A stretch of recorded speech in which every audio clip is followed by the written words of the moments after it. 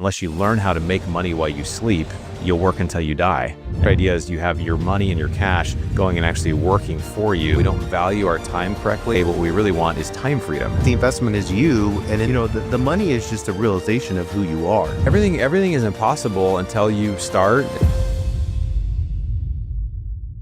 What if the biggest barrier to your financial freedom isn't the market, but your own mindset? Welcome to Self-Aware Leader, the podcast guiding modern leaders to deeper self-awareness and impactful action.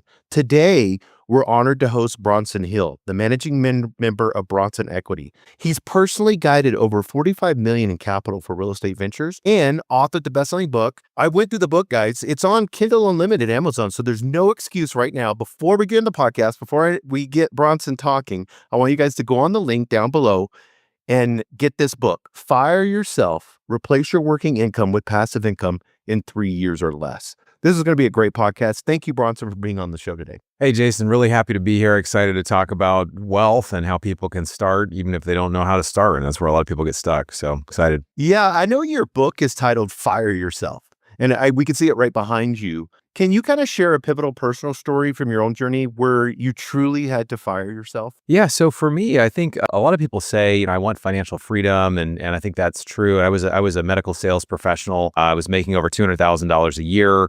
I was working 30, 40 hours a week, but I didn't really have control over my time. And I think for a lot of professionals, business owners, really financial freedom is what we say. What we really want is time freedom. And that's what I knew I wanted. I wanted to be able to travel more and be able to create and write a book like that and do other things that were really meaningful. I kind of did what a lot of people that I know that are wealthy do. Started investing in real estate. I got a rental house. Then I had 3 or 4 rental houses. And then I realized it was a lot of work and it really didn't give me the freedom that I wanted. It actually was creating for me another job. And this is one challenge about, that we can kind of get into this idea of passive income. What is that? And a lot of people think passive income is owning rental houses or an online trading strategy, or it's maybe buying an online business or something, but those are not passive because you're actually doing the work. And so I was really convicted by this quote by Warren Buffett, who's really, I think, generation's greatest investor. He said, unless you learn how to make money while you sleep, you'll work until you die. And so the idea of which is really like, oh my gosh, that's a totally different way of looking at it. It's like, instead of me doing the work, which a lot of us, and a lot of your listeners too, are leaders in a business, or you have a corporate job, you have something that you're doing, that you're creating. But if you don't work, you don't actually have something produced there, you don't make the money. So the other idea is you have your money and your cash going and actually working for you to actually have its own job to go create and bring more money for you. So I started to learn about that. Realized I want to do that. So I started learning about investing in larger real estate deals. So we went from the 4 single family to a 225 unit deal. And there's, if you don't have the money, I had a mentor that said you can raise the money. So I learned about raising capital.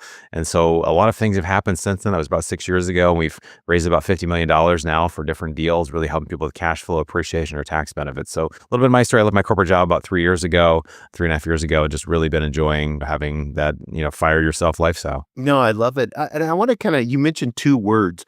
We did a poll. This is so interesting a couple of weeks ago. And we asked, leaders, self-aware leaders. I said, are you looking at self-awareness? And then I mentioned 2 of the words that you said. I mentioned freedom and clarity, and that got all the votes on the poll. What does freedom and clarity look like for you now that you're on this backside of this? Specifically for you, what are you living that freedom and clarity? Yeah, so I think those are 2 separate things. I think of let's start with clarity. So clarity is being. I just had a conversation with a friend at dinner last night about this, where in order for you to get where you want to go, you have to become crystal clear on what you want. There's a coach named Dan Sullivan who runs the group called Strategic Coach, a very well-known entrepreneur coach, and he just says every single day he writes down, this is what I want, and it's until you can figure out what you want, you're not really going to be able to get what you want because you don't have any idea. And so life has this thing of just kind of progressing. And as you get older, I'm getting older. I know a lot of you are getting older. We're all getting older. And after the age of about 30, every day can kind of start to feel like Groundhog Day, where it doesn't really change. So it's pretty predictable. If your life's going great, everything's kind of continuing to go great, that's great. But if you want to have any changes in your life, which everybody successful that I know is always making changes and getting clear on what they want. So I have written goals every year. I have about 10 big written goals. I read them every single day. I don't complete all of them. I make progress on all of them. But I think getting clear on really what you want is the most important thing. And then when it comes to freedom, it's really how you define freedom. To me, again, I talk about time freedom. I took 145 days off last year, between 145 and 150 days. And it's like that, involves no cell phone, calls, no work stuff, and just creating a self-managing company so I can do that, right? So I think if you can get clear on what you want, and then it comes down to when you are financially free, what is it I'm here to do? So those two do interact as well. So clarity, and then because purpose, I just have this real belief that until you figure out what you're here to do, life is just really hard. And even if life is hard, but you're really clear on what you want, you're really clear on where you're going and why you're put on this earth, you can endure just about anything, and you'll feel excited about it because you're excited about what you're here to do. And so that's for anybody who's younger, even older people, just really getting clear on, hey, what am I here to do? What was the reason I was created for? What's the purpose that I have?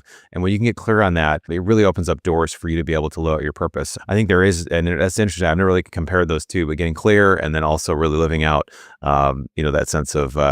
Yeah, I want to get into a little bit about the tactical advice that you can give. We have a lot of leaders on here, and I've shared with them, and they may have, maybe they've got, 250,000 or more, just sitting there, they're just working 6 days a week and they're in their 20s or 30s. As a leader looking to begin their journey, first of all, can you describe kind of passive income through real estate? And then can we kind of get into tactical steps to kind of start dipping your toe in the water? Absolutely. Yeah. So I think I was just like me, go back about 7, 8 years ago. I was like, okay, I'm a guy that, I know I should be doing some of these things. I don't quite know how to do it. And I thought buying houses, everybody knows real estate is a path to wealth, but I think what we're taught and what we're familiar with, I think like, why do we go to single family houses? Well, most of us have lived in a house, or maybe we own a house. And we're like, well, I could just have this house and rent another one. Well, right now, 2025, it's very difficult to find anything that cash flows at all. Everything is kind of it just doesn't make a lot of sense, right? If I pay the mortgage, especially where I live in Southern California, if I go buy another house, my payment could be $10,000 a month, but you're only getting $4,000 a month in rent if you're to rent it out, right? So that does not work out as a good equation, right? It's a negative cash flow.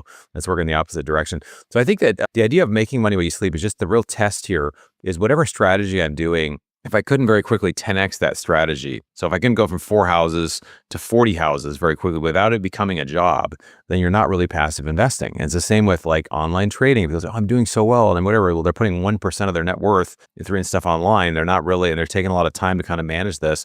And so I think that the idea of passive investing is you educate yourself, you learn them, and there's just all kinds of different assets out there. There's everything from buying into projects where people are doing apartment building developments, or there's coffee farms in South America. There's all kinds of things you can do. There's things we're buying businesses, we're doing oil and gas deals.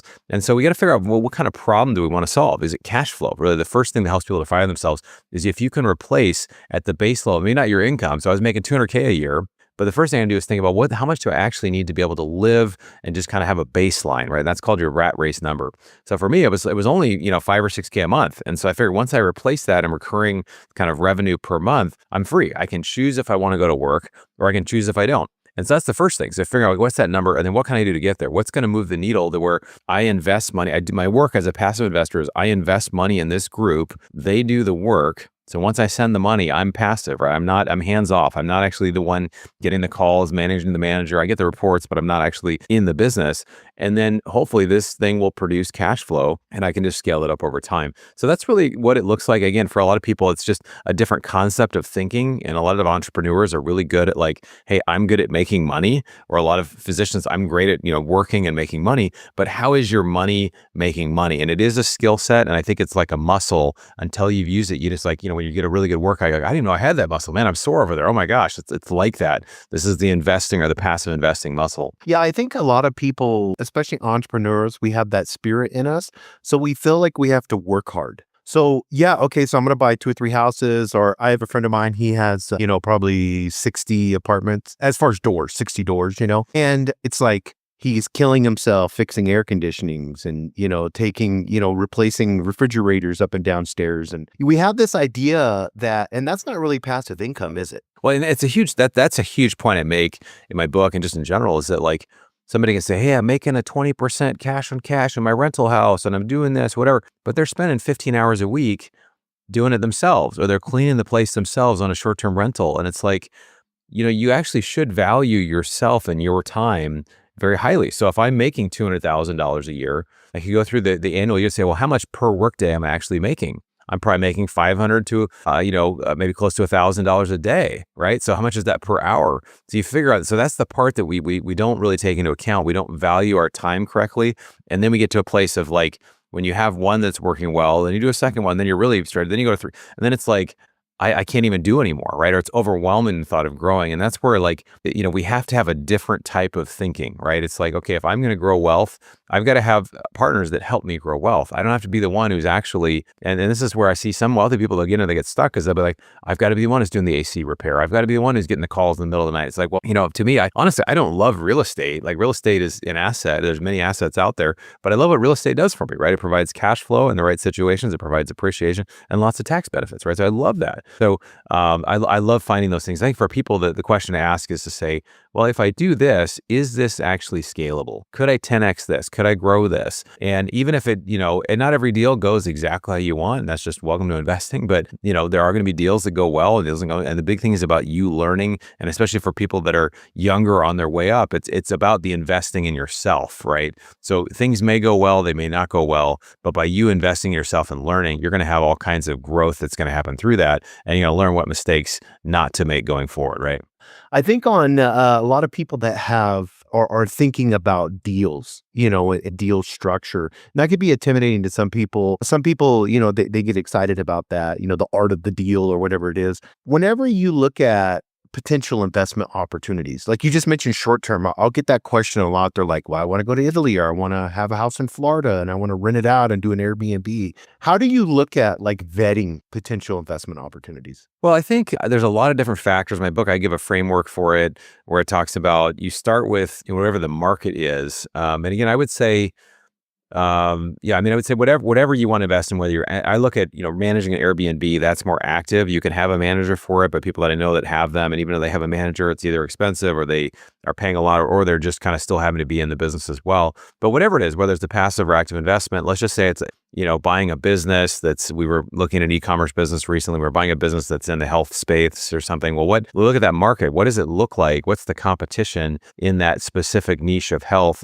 online? Like what are the risks there? What are the things that can happen? Then you get down to the specific business and you say, okay, well, how does this business, I'm sorry, but actually I got it mixed up. So you start with the market, then you go to the people operating, right? Who is the person that's going to be operating? Who's the team that's going to do this? Have they done this before? Is this something that's a rinse and repeat? Is this something that it's totally outside their wheelhouse? They've done apartment buildings and now they're doing this business. Like, well, how is it? Is there anybody on the team that knows this, right? So is this something that you can see? And then also from a values perspective, do you align? A lot of times I thought that, in the past when I'd partnered with people, that we all wanted the same thing. We all wanted to communicate well, have a great experience for investors, do well, appreciate over time. But I realized a lot of people want to take money from investors. They never want to hear from them again, right? So that's not a good experience if you're an investor, right? And you need something and you want to reach out. So finding out those values. And the last thing really is the deal itself. Do I understand the deal? Do I understand what the risks are? And what's the, how am I going to make money on this if things go well? And then what's the primary risk or a couple risks that things that could go wrong here? And if you don't see any risk in it, then you don't understand the deal well enough. There's always risk in every investment. And so what I'll do a lot of times is I'll also kind of make my own opinions of, okay, this is what I think the risk is. Then I'll ask the operator, I'll say, well, what do you think the primary risk of this is, without telling them? And then they may tell me something totally different. They go, oh, I didn't even think about that, right? So it's just good to kind of eyes wide open, see all that. So I think no matter what, whether it's short-term rentals and you're in a certain market, what's happening in that market? Is it growing? Is there population growth, job growth, income growth? Are things shrinking? But a lot of times these deals will come to us in opposite order. The deal comes first, right? Somebody presents a deal, there's an opportunity, but you have to go back and say, hold on, like, does this align with my goals? What's the market itself? Who's operating this deal? And then is this deal actually going to get me closer to what I want? What do you see, as potential investment opportunities? I mean, you mentioned a few of them, but, and I know everyone's getting creative now. I know interest rates and there's issues like you were talking about, there in California. What are potential investment opportunities that people may not even realize or understand that creates passive? Yeah, absolutely. So I have a guide I'll offer to your audience later. It's my 3 favorite cash flow investments to 2025. I think that cash flow, a lot of money someday is great. And this is where people get stuck in single family. They'll think, oh, I'm going to do a bunch of single family houses, but you could have 10, 20, 30 homes and then not having any cash and just be taking the whole of your time. And maybe in 10, 20 years, you'll have money, but it doesn't really lead to freedom, right? So cash flow is the thing that really, shows up every quarter, every month, those kind of things. That's the type of investment I like. So one thing I'll share, one investment that I like that a lot of people are unaware of, it has to do with the tax side. I know entrepreneurs, I know a lot of professionals that are paying 30, 40, 50+% in tax per year. And I'm not a tax professional, so I'm not giving you any specific, just a quick disclaimer, any specific tax advice, but there is an investment that actually allows you to reduce your taxable income as you invest into it. And so, for example, if somebody invests $100,000 into this type of asset, then you get about $80,000 to $90,000 of an income reduction. So if I make $200,000 a year, I invest $100K in this, it shows at the end of the year, I've only basically made $110,000 to $120,000, right? So on the front end, I've gotten that huge. So that's a 20, 30% or higher tax I'm paying. I'm saving a lot of money. And a lot of people don't realize in the tax code, it's a guide that shows you how to partner with the government on things that they find are their priorities. Things like housing, things like energy, things like agriculture. There are several things you can invest in, and they actually provide these credits for you. So people don't realize there's something, oil and gas drilling has that was the asset I was speaking of, right? So if you invest in an oil and gas drilling project, well, why would the government do it? Why would they give this kind of incentives? Well, they do it because we need more energy, we need more oil. And so this has been just historically the last probably 50, 60, 70 years, this has been in the tax code. And so, a lot of these deals that perform, they produce, depending on how it performs, 18, 20, 25% per year, but you also get the front end tax reductions. This is where if somebody sells a business or actually paid tax strategist, just because someone's a CPA doesn't mean they're tax strategists. I would say about 2 to 3% of all CPAs are tax strategists, but there are people that will actually create a plan for you. How do you do this? So if you have an event coming up, you're selling a business, that's a great conversation to have. And then define investments that will actually reduce your taxable basis. And we've seen people reduce, I know one, I'll just share this story. They were able to reduce a $5 million sale on a business in California. It was a couple of brothers that are medical professionals. They sold it. Their tax bill was over $2 million, about $2.3 million. And they basically got it down to $100K. Right. So they were literally going to pay over $2 million. They got it, and they did it through tax strategy. So that's definitely something a lot of people don't know about. Yeah, I love that. And I know you have that in your book, and you also, at the end of this, we'll have a free guide for someone. But I want you to kind of go into, because you said when you fired yourself, and then the amount of days that you've had off with your phone off, how do you, with this passive income coming in and what you're working on, with Bronson Equity, how do you structure your week? Or do you have like systems in place with your team's workflow? Yeah. And I know you're really big on leverage. So what does that look like? Yeah. So I think how it's amazing how there's this law called Parkinson's law that basically says that tasks fill the amount of space allotted or time allotted to them. So if I have all day to finish a project, how long is it going to take me? Right, it's going to take me all day. Or if I give myself an hour, how long is it going to take an hour? So I try to take these things and condense them in, but I'll basically structure my days in several ways. So I'll say, and I do have a team. So I have an executive assistant. I've got a virtual assistant. These are these people overseas, but they're phenomenal. They're A players. They're really great. Yes. And so, my executive assistant is in my email, scheduling things, booking podcasts, doing whatever, scheduling meetings and calls with investors, all this stuff. And so I typically do Monday, Tuesday, Thursday. I'll do team calls, I'll do podcast interviews, and I'll just talk with investors, and I'll try to have all my meetings those days. And I call those focus days. This comes from Dan Sullivan, some of his stuff. And then the other days, Wednesday and Friday, I tend to do those as buffer days. And that just means if I have a deeper project I'm working on a second book now, right? I've actually written the book and I'm going to go rewrite it. It's called Rich Brain, just some of the mindsets around wealth, right? So I take time for that. Or if I'm going to meet with somebody in person, or if I'm going to spend some time, I need to record some videos, I try to batch that stuff. So I try to kind of go into different modes. So the challenge for a lot of people is they just kind of like get in busy mode and they go from here to there. They don't really have a plan, or just think everybody kind of fills in their time. So I think it's, if you can just simply have some sort of format where you give yourself, especially if you have time to think. I think a lot of entrepreneurs are so busy in the business, they don't have time to actually think about the business. So even once a quarter, I'll get away for 2 nights and just reflect on what's working in the business, what's not working in the business. And that's super helpful. So when I'm away, I just turn the out of office on and I'll have my assistant jump in there as Bronson's out. Let's schedule you before, schedule you after. And a lot of times we think we're the only ones that can do stuff, but a lot of times our team can do it way better than we can.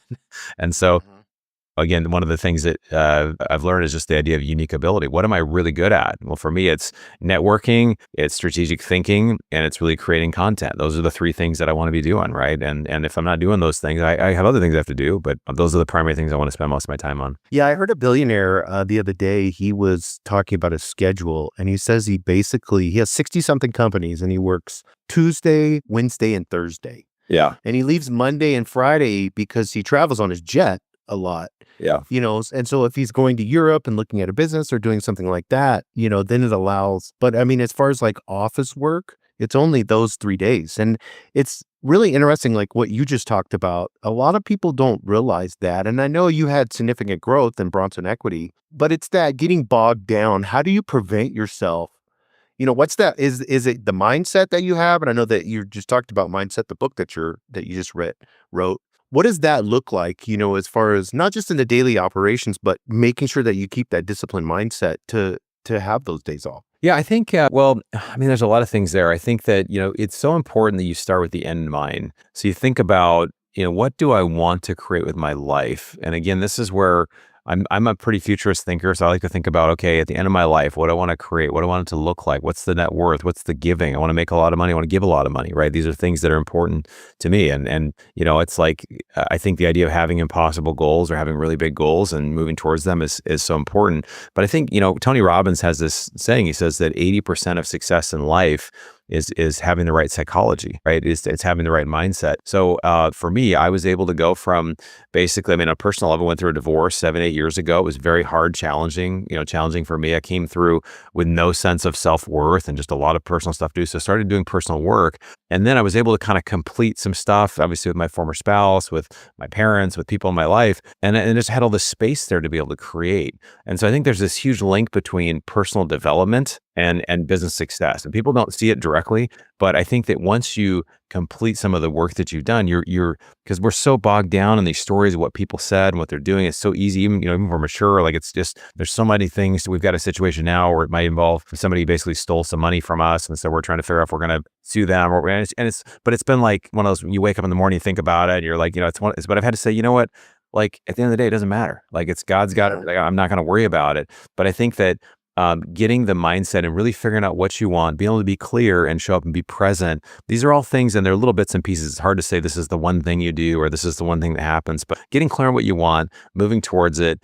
10-year goals are not actually real. So if you can move a 10-year goal to 3 years or even a year, then you'll actually start taking the steps you need to get there. So I think it's like, the only thing that separates you from someone else is they just believe they could do it, right? So like someone that's more successful. So it's like, if I just believe I can do it and I actually live in that place of mindset and whisperings and affirmations that I am that guy, even though I've had negative self-talk, I can be that person. I can have that net worth. I can have that amazing relationship or do this many trips or whatever. Like it's totally possible. And I've got to the first sale you make is you sell yourself, right? So you've got to sell yourself on this greater, brighter future. So, lots of things there, but I think the mindset piece is really the most critical of all of it. Yeah. For entrepreneurs that are listening to this, because that was so great and there's so much wisdom there.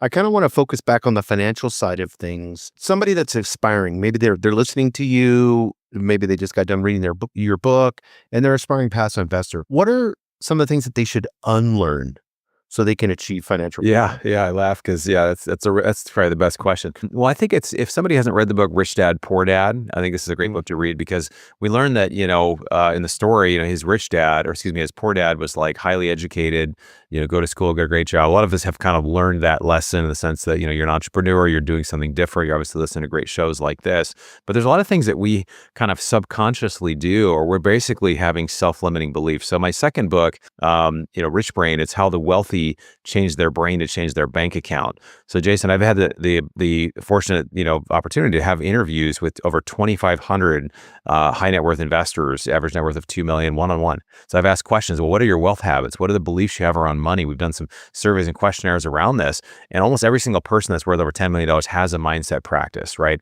Everybody, it's a lot of times in this, there's this concept, I'll share that came up, and I think it's one of the central themes of the book, but it's this idea of wealth worthiness. And, Yes. it's basically like, what do I feel I'm worthy of? Now, we can say we feel like, oh, yeah, I'm worthy of millions of dollars, but our actions aren't actually there. About 90% of people have self sabotaging behaviors. We procrastinate, we have negative self talk, we have all this stuff. And it works not just in wealth, it works in other areas, like in relationships. If I go to a party, I'm a single guy, I go in there, I see a beautiful woman, and I'm going to go talk to her, but my self talk is, oh, you're not good looking. She's never going to like you. You've got nothing to offer. Well, how's that conversation going to go? Well, it's probably not even going to happen. If it does, I'm not going to show up in the right way. And it's the same thing that happens with wealth. Now, we don't say, okay, I'm not a good investor. We might say it, but a lot of times we don't see ourselves. We don't visualize ourselves as that person. And so the way you change this worthiness, right? We stop self-sabotaging in our business or other things is we start to see ourselves as this 10x person. I mean, Napoleon Hill, no relation to me. I wish he was my cousin because we have the same last name. But he said this, Jason, he said, spend 30 minutes a day thinking about the person that you intend to become. Like, who is that person? What does it feel like to be that powerful person that shows up in the room? And so the visualization is huge. And then there's this, anyways, I have other ideas around that, but I think it comes from really creating this different self, showing up that way, getting over some of that self-defeating behavior, becoming your own biggest fan. And that if you can really work on your mindset, like for me, it was basically, I went from a 200K net worth to about a 4 million net worth in 4 years, right? And how did that happen? Well, it happened by, first of all, changing the mindset and the worthiness. And then I stepped into it. That's so great because our community, we were talking about this. One of the things that I had to unlearn was I had this, I'm never good enough. And it works great when you're first starting out. It's the cheap fuel that makes you work really hard. And if you have a tyrant boss, it's even better because that person, if you had a bad family experience or bad relationships, all of those things come together to be like, yeah, I am not good enough. So I'm going to work 7 days a week. And like you said, I'm not good enough in this relationship. Do you think it's the self-sabotage? Like if you had to say this is the one thing that entrepreneurs struggle with, do you think I mean, I would say it's probably the biggest thing, and I'll give an example of this. It was about last August, I had a business, and I get business opportunities. All the people say, hey, here's this deal, here's this. Now we say no to 95% of the things, and so this deal came along. It was it was a business, it was e-commerce, it was much larger than our current business. It would about 4 or 5x the total business we had. And I kind of looked at it, and I passed on it initially. And then after kind of being persuaded, and also of myself, like, well, actually, I'm stepping into this 10x type of level, this 10x type of person. That's the type of deal that I should be doing, right? So then I started to explore it, right? And we basically got to where we basically got the deal under contract. We raised all the money for it. Unfortunately, because of tariffs and because of a lender that we weren't able to close on it, but I still look at it like a win because I was actually able to receive that and walk in and become that person. So now we're other opportunities. We're looking at similar things, but I think that for a lot of us, we're continually living like the past will inform the future, right? What happened in the past, who we've been in the past informs today versus saying, today is a clean slate, whatever these beliefs, and that's where the mindset work, you start to change some of those negativity tapes, right? That somebody said, oh, you're not good at this, or you're not good at art, you're not good in business, you're never going to amount to anything, or people in their family said that, or maybe a bully, and we internalize those things. So we have to change those tapes. And I think how you change those tapes is like, well, how do you do it? So there's affirmations are basically like looking in the mirror and saying, I'm good enough, I'm smart enough. And people think this is kind of cheesy and it can feel a little bit inauthentic. And for me, I'll give this example. When I went through my divorce, I literally felt no sense of self-worth for it, like as I mentioned. And so I'd create these, and I call them whisperings, because again, an affirmation is what you say in the mirror. Whispering is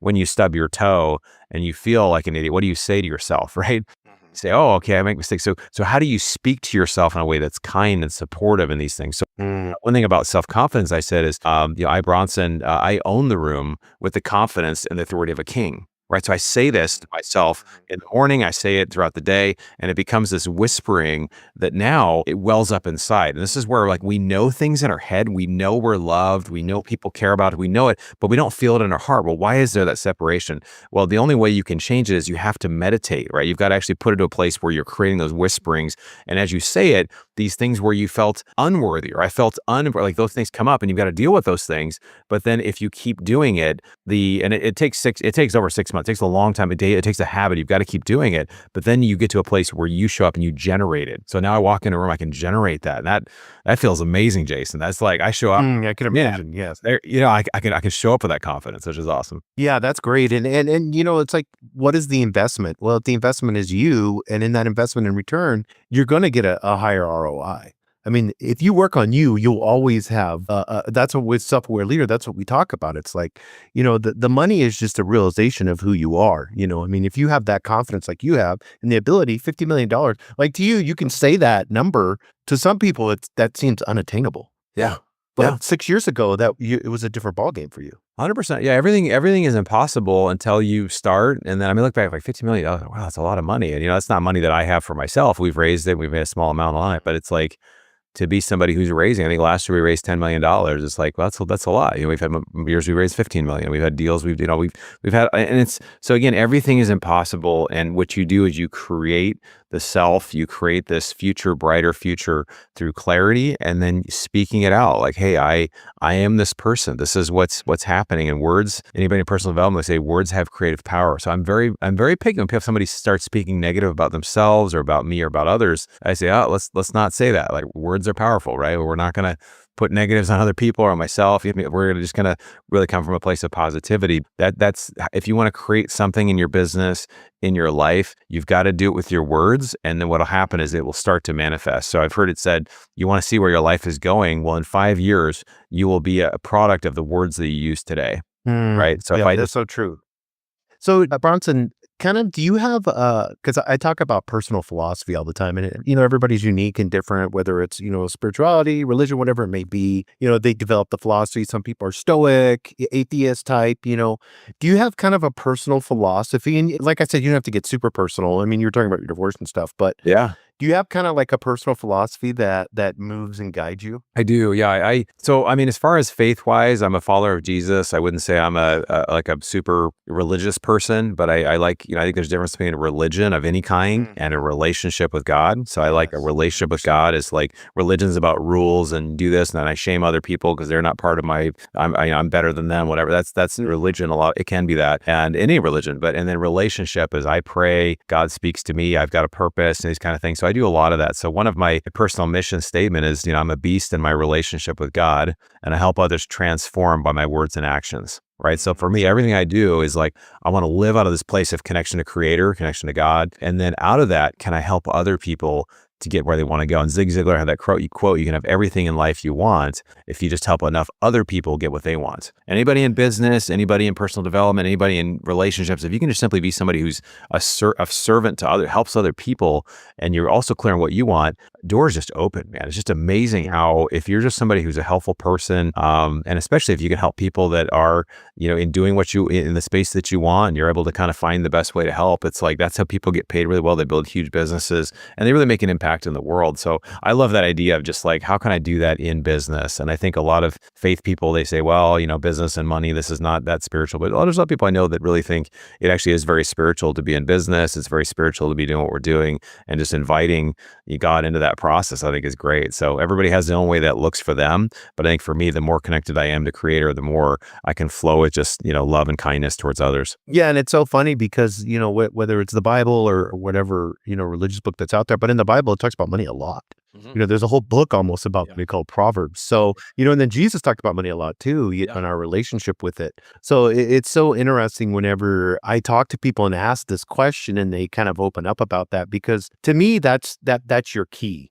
You said in the very beginning of the podcast, to get the money so I can give it, and so that's abundance. It's going to happen.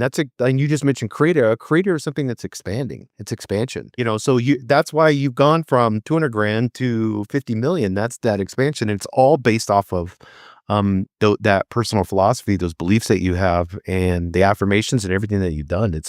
Yeah. Absolutely. Yeah. And just to highlight what you said, I mean, Jesus, he talked more about money than heaven or hell, which a lot of people don't realize that, like, yes. Because money is like, it's really like how you live. They've been saying like somebody who's wealthy or poor, they just become more of that. If they're generous and kind, they become more generous and more kind. If they're a jerk, they'll be a jerk with money, right? So it's just like money really amplifies. And I just look at everything as stewardship, right? We got this amazing life. I've got people in my life. I've got an amazing daughter. I've got friends. I've got people around that I can just be in relationship with. What a gift, and just when I started that place of gratitude, it's just every day it truly is a gift. I want to kind of get into emotional intelligence a little bit, and I'm kind of going to ask this in a unique way. Because I already know you said networking is one of your gifts, but how critical do you believe emotional intelligence is for successful capital raising? And how do you build trust with investors? It's a great questions. Well, there's been some studies that come out and they say that emotional intelligence is actually a far higher indication than just IQ, right? Just simply how intelligent somebody is. It's the emotional intelligence, and that's where I found my corporate career and people that are doing things really amazing in life. Emotional intelligence is being able to read the room. It's being able to show up in a way that you can really connect with where someone's at.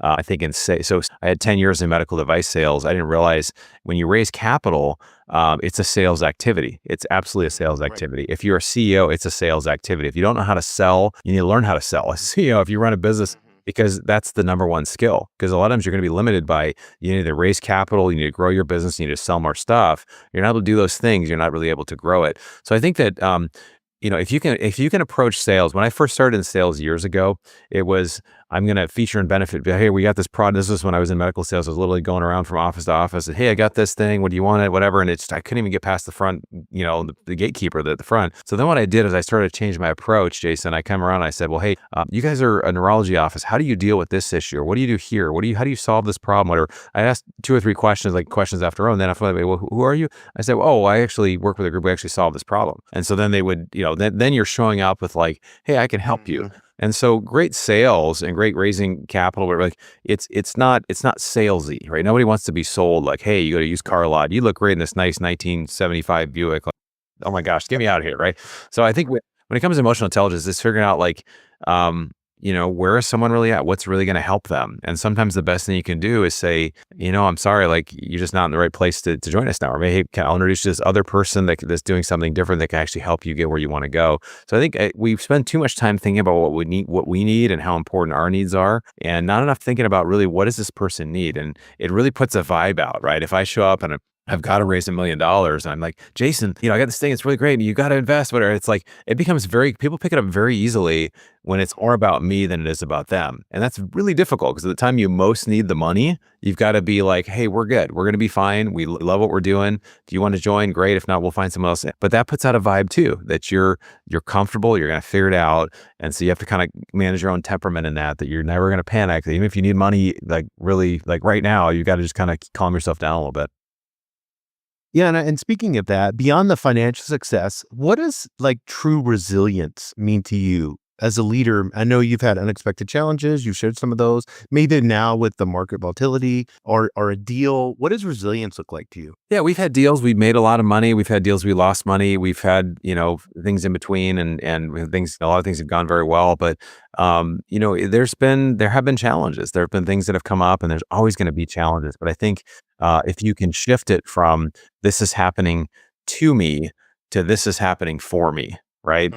It can be easy it's not easy for anybody to do that necessarily, but if you make it a habit that like, if you want to in your life be this amazing person, you've got to go through challenges to get there. And then what happens is, okay, I went through a divorce. Okay, I had a job I was fired from years ago. Okay, I've had an issue that a deal that didn't go well. I've had an investor upset or whatever it is. And it's like, well, these things all like when something difficult comes around, I can tell myself, well, it's not my first rodeo, Jason. You're like, I've been through this before. You're going to be, and so I tell myself with those whispering, you're going to be fine. You're going to work it out. You're going to figure it out. It's all going to work out. There's a plan here. Like, so I think for all of us, it's easy to get into, the panic mode or the like, hey, it's not going to work, but we have to really shift from things happening, to us to really happening for us and everything's preparation. Yeah, it's so funny because it's like you have to level up in the game. The bosses that you defeat at the end. I used to play Mike Tyson Punch Out. I'm old. That was a game, and each boss was harder and harder and harder.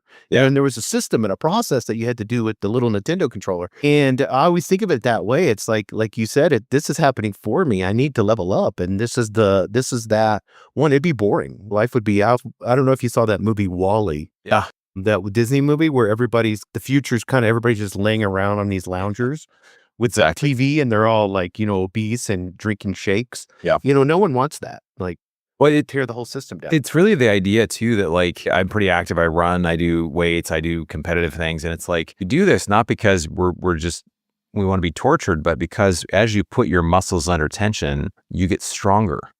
And that's exactly what's happening. So it's a reframe, right? And it's again, you have to reframe it. There's purpose there. There's a plan. It's growing you. It's happening for you. Like after you go through it, maybe you're going to be able to have a greater sense of peace. Even if in the moment that you're panicked, you don't know why. It can be there are things that are hard to make sense of, right? God, why? Why did this person die? Why did I lose this thing or this person? Like, what? Why is that? But I think that for all of us, it gets this kind of training mindset that okay, there's a purpose here, and I've got to trust, and I've got to just believe there's a plan. Yeah, they just did a study. I was reading about it. They said more than anything helping mental health is cardio.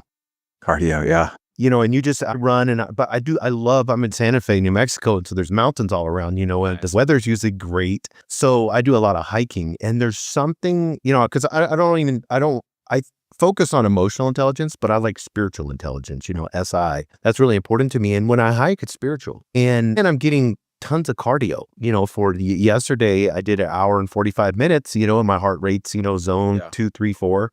Yeah. Going up the hills. What is running for you, staying in shape, all of those things? Because I think a lot of guys look at it as far as an aesthetic thing, but they don't understand the mental aspect of it. Yeah, it's something. So I actually also do cold plunging, which a lot of people are like, oh my gosh, I'd rather die than sit in a tub that's 40 degrees. But like I do it and I do it, usually a few times a week. I have one at my house and it's always hard. But if I'm a person who does that and I choose to do the hard thing, right? I choose to go on the run. I choose to go to the gym. And there's people that go to the gym and then they're on Instagram the whole time and it doesn't really think the same thing. But if you're doing those workouts and you're doing the hard thing and you're choosing that, then you get a difficult situation come around. Well, you're like, I'm somebody who does those things, right? And also, like, it really is a virtuous. It's hard to do. It's not something necessarily I would always choose, but the benefits are amazing. I feel so accomplished afterwards. I feel like, oh my gosh, I did it. I was able to lose about 30 pounds, 7-8 years ago by the time I divorced, and I've kept about 20 of it off. I've kind of gained some more muscle and done different things. And I also love like the competition. So I do these races, Spartan races. Did a half marathon trail race recently. I finished, I think, 9th of 138, and it was hard. It was like up and down. It was a lot of I did another Spartan race where it was almost 2 hours and my average heart rate was 158 for almost 2 hours, right? Why would you do that? But it's like, but exactly.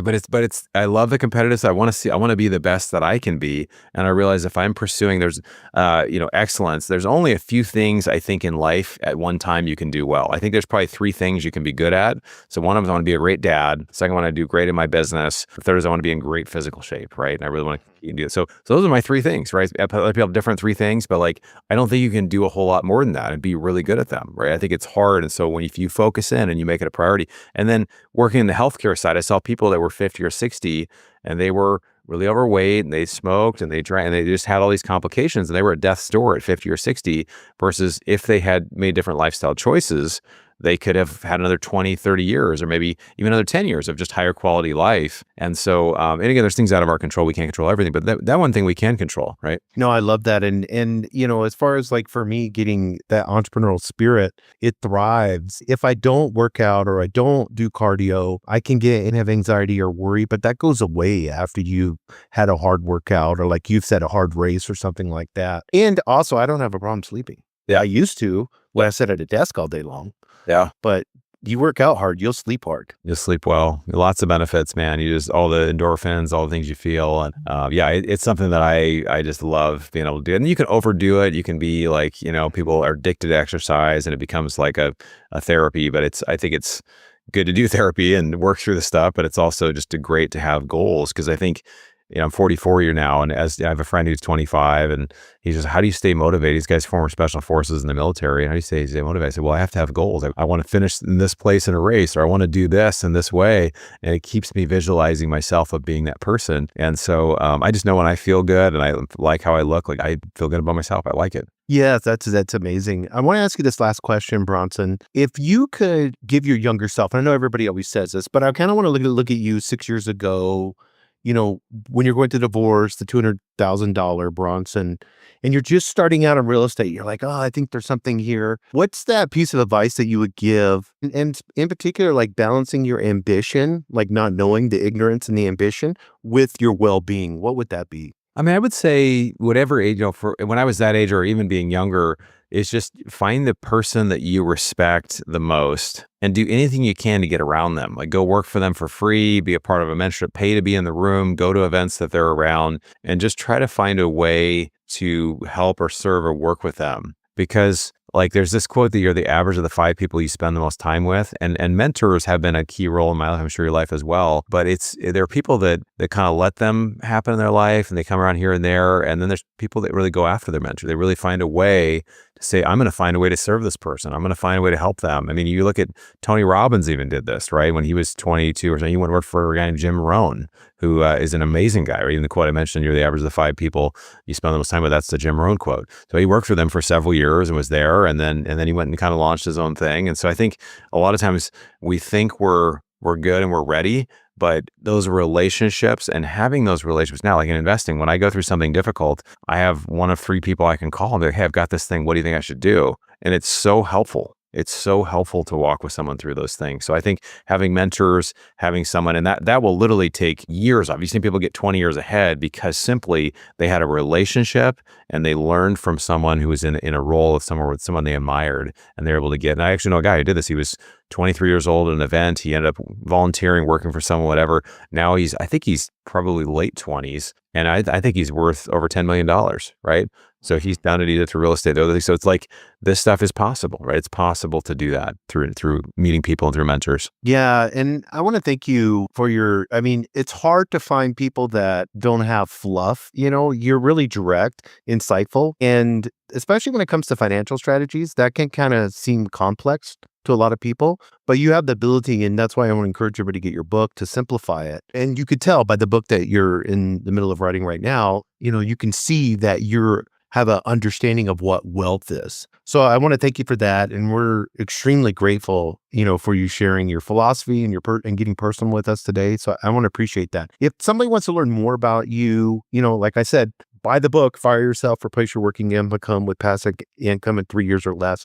What is other ways that they could get a hold of you, or can they invest with you? Like, what other things do you have? Yeah, so we have 2 things. We do have an investment side where, like I said, we raise money for deals. We partner with investors. We also have an educational side. I think they really go hand in hand. And so the best way to connect, I actually have a gift for your audience. It's something I just wrote, just finished it very recently. And it's called the Mailbox Money Blueprint. So the name of my show is the Mailbox Money Show. And it's, again, you should call it direct deposit show because nobody gets checks anymore, but it's how do you get money that shows up every month.